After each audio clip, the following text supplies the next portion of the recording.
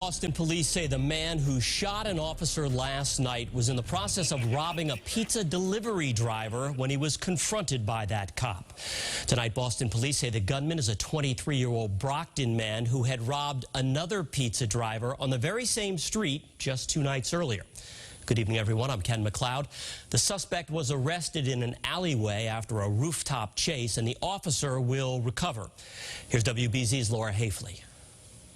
Officers come to work day in and day out. They deserve to go home. The day after a Boston police officer was shot and 2 others injured in Roxbury, Police Commissioner Michael Cox and Suffolk County DA Kevin Hayden touted the officer's quick thinking and sacrifice. One of our officers, faced one of the most dangerous situations that any police officer could ever face. According to officials, Friday night, the shot and injured officer, now recovering at Boston Medical Center, recognized a suspect from previous robberies.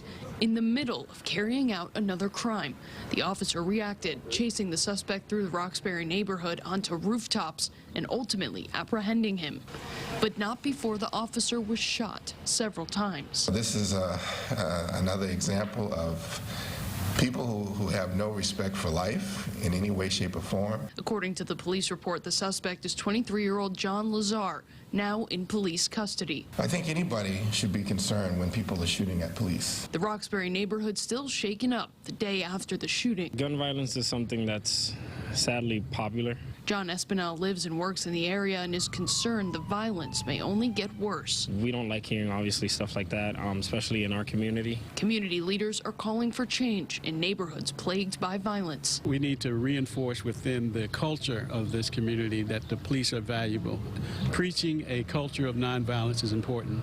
Getting rid of the instruments of violence and death, the guns, is equally important, and having a general respect for law enforcement, for the police. The suspect will be arraigned Monday and is facing several charges, including assault and battery with a deadly weapon. In the Satellite Center, Laura Haefeli, WBZ News.